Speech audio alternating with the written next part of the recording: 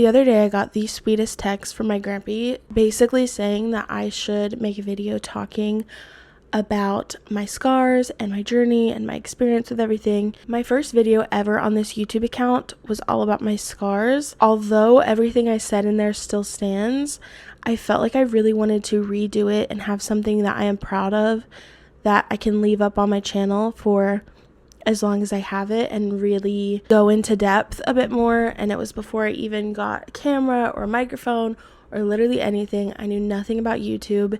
I thought that would be the best way to start this channel because it was what I was asked about the most. And when I woke up to that text from my grandpa the other day, I just felt like that was the right thing to do. So today we are going to talk a little bit about my scars, about my accident, my whole journey with everything. And hopefully this is going to be a little bit more chilled back. It might be a little bit longer. Sorry if this microphone is a little cringe. I'm kind of giving like, not everybody should be having a podcast. But obviously that's the number one question on most of my videos is what's wrong with my arm? What happened? Why do I look like this? Truly, most people really mean it out of curiosity. So I don't have a hard time answering people's questions. The beginning of this whole story starts back in 2021.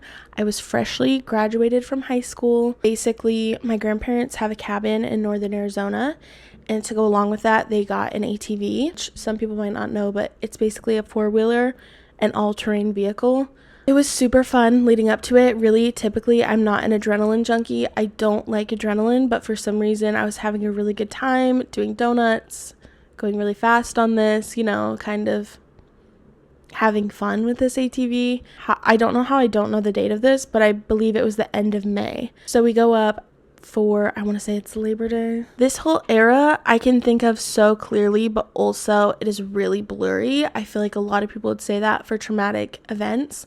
Like there are certain things that they remember so well and other things they just have no recollection of. It was just like any other day. We decided to go out on the ATVs. We had found a different place that was like up a mountain, and then it was like open space that you could fuck around on. I don't know. We go up there and then we go to do a donut like we always did. I was with my dad, my sister, and my cousin. And for some reason, when we went to go do this donut, the ATV flipped, and it flipped onto the side that I was sitting on. And nurses and people assume that I must have like stuck my arm out to brace myself. And when that happened, my arm got stuck under the roof of the ATV. Everyone else was perfectly fine, like maybe scratches and bruises. I don't even remember if they had that, but I was stuck with my arm under the ATV, and so they were able to sort of lift it off me. I got out, and then that's when I realized I was hurt. I tried to pick my arm up, and I have a hard time explaining this to people, but it felt like my nerves were on fire, like my arm was burning up. And to be fair, it's Arizona, it's hot, you know what I mean? But it just felt like everything was burning. It didn't hurt necessarily. I didn't even know my bone was broken at first, like all the adrenaline rushes through your body. So I go to pick my arm up. I realized that it's not working on its own. I literally have to hold my arm up. And because we're on this like mountain, the cell service was really bad and like splotchy. So they called my mom, they called for help, and we were trying to figure out a way to get down because obviously we're not going to get back in the ATV. And it was quite a trek to get back to the road. And I was very lucky that actually there were some Jeeps that had gotten lost and had came up, and they were able to take me back down. I was in the back of their Jeep, and I just remember being so like tired. Obviously, like I'm healed from it, but there are still things that are okay. Give me a second. I just remember being really tired, and I feel like all I'm doing on YouTube these days is crying. But my dad talking to me, trying to keep me like alert, because obviously that's when we knew like I was hurt. No one knew how I was hurt, but we could tell my arm was messed up and yada yada yada. By the time we were able to get back to the road, an ambulance was able to meet us there, and they kind of took it over from there, loaded me up, and assessed my injuries. And then that's when they kind of realized that it was more serious than they could handle, or that the hospital near us could handle. They decided that they were going to airlift me. So basically it's just like a helicopter that lands in an open field and comes and gets you to take you to a major hospital. This is when it kind of gets blurry, obviously, because I was on meds. You know, my brain probably blocks out a lot because I don't want to remember stuff like that. But I was taken for all the scans and the x-rays and all that stuff. They had realized I had severed an artery. It was blocked, so I wasn't like, I think it was somehow pinched off. I don't know how to explain it, but my artery had severed, and then I had lost a lot of blood flow to the bottom half of my arm. Yeah, so I got taken back for surgery. I think I had, again, this is where my details get super blurry, but I had 4 or 5 surgeries. I had a vein transplant where they took a vein from my right leg and they went ahead and put it in my arm, and that is kind of what saved my arm. Obviously, a lot of things saved my arm, but I think I attribute that the most to it because the nurses had said that my hand was literally like gray.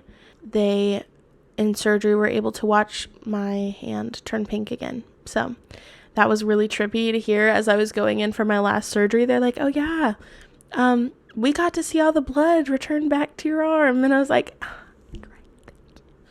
It was awesome, but you know, you just can't appreciate it at the time, obviously. I guess I should go into what exactly my injuries were. I don't know why I'm skipping into that. I broke my bone. I don't know what bone it is, but the upper bone in my arm. I severed an artery. I had a lot of tissue damage. And so my surgeries consisted of a vein transplant for my leg. I also had skin taken from my leg to put on my arm from the tissue damage. I have a million screws and bolts in my arm, like a bajillion. And then I also have, I don't know if you can see this very well, but I have some metal hardware in my elbow that is probably the most pesky nowadays, but I'll get into that in a little bit. I spent some time in the ICU, and then I also spent, I think it was 11 days in the hospital, and it was rough. It was kind of still during COVID, so after I got home, obviously it was a struggle to heal from that kind of an injury. I had physical therapy. I had 1,000,001 doctor's appointments. I came home with so many staples, but it was ridiculous. I looked like a freaking office store with how many staples I had in my body. It's really crazy because when you have an experience like that at 18 and your whole life gets flipped upside down, it's like you get to start over, and I'm gonna cry again probably, but it is one of the greatest tragedies and blessings of my life. I think it led me to find myself. It led me to things that I actually enjoy. It made me appreciate things deeper, but obviously it also brought along a lot of negative stuff when it comes to that too. It's a heavy thing, but truly, like, I came out of it so much more confident. I learned how to love my body, not just for the way it looks, but for the way it treats me. I learned to not take other people's opinions and comments into consideration.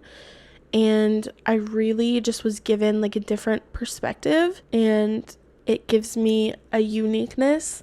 If there is just one person like this who is going through something like I did or something adjacent, I want them to be able to know that they're not alone, because really stuff like this is really isolating too. Like, you get to see all your friends and family move on in their lives and you are stuck in it, and it's really fucking hard. It's really hard.